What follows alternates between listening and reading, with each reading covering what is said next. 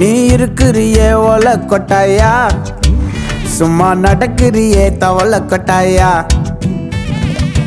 மஜாவாயி நிக்கிறியே பஞ்சு மிட்டாயா. நான் அவர் வேலை உசுரா வச்சிருக்கேன், அது அவராண்ட கொஞ்சம் எடுத்து சொல்லுங்க.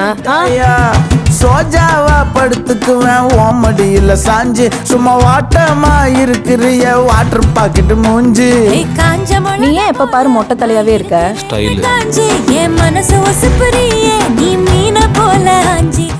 ஒரு நிமிஷம், அந்த மலர்விழி பேஷண்ட் பிரெக்னன்சி செக்கப்காக வந்திருந்தாங்கல்ல, அவங்க போயிட்டாங்களா? மலர்விழியா? அவங்க எப்பயோ கிளம்பியாச்சு. என்னாச்சு? இல்ல சிஸ்டர், அவங்க போகும்போது ஸ்கேன் ரிப்போர்ட் இங்கே விட்டுட்டு போயிட்டாங்க. ரொம்ப நேரமா வருவாங்கன்னு வெயிட் பண்ணிட்டு இருந்தேன், அவங்க வரவே இல்ல. அப்படியா? சரி கொடுங்க, எப்படியோ திரும்ப வந்து கேட்பாங்களே, அப்ப கொடுத்துடலாம். சரி.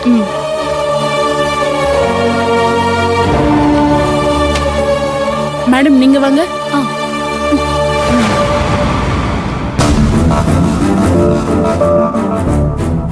இப்போ என்ன ஸ்கேன் எடுத்தாங்கன்னா நிச்சயமா நான் பிரெக்னெண்டா இல்லைங்கிற விஷயம் அர்ஜுனுக்கு தெரிஞ்சிரும். ஷோ கடவுளே, எனக்கு இப்போ வேற வழி எதுவுமே தெரியல. இந்த பிரச்சனையில இருந்து தப்பிக்க நீ எனக்கு கொடுத்த வாய்ப்பா தான் நான் இதை நினைக்கிறேன். இதனால எந்த பிரச்சனையும் வராம நீ தான் பாத்துக்கணும்.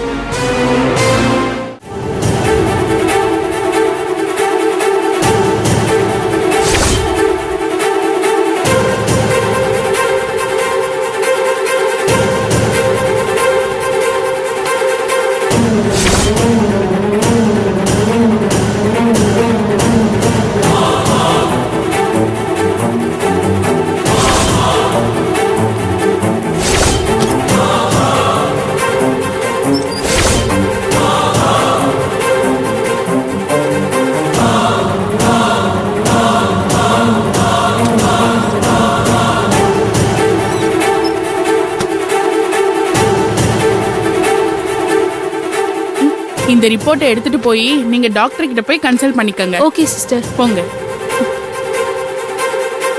ஸ்கேன் எடுக்க வந்தாங்களே, அதுக்குள்ள எங்க போயிட்டாங்க அவங்க?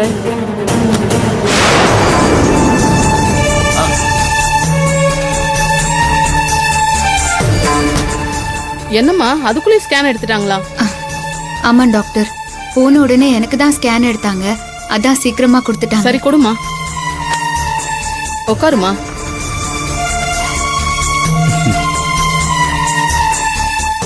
ஏமா, உன்னோட நேம் மலர்விழியா?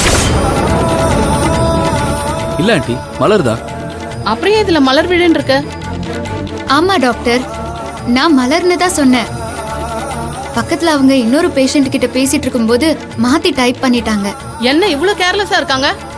ரிப்போர்ட் மாறுச்சுன்னா என்ன பண்றது?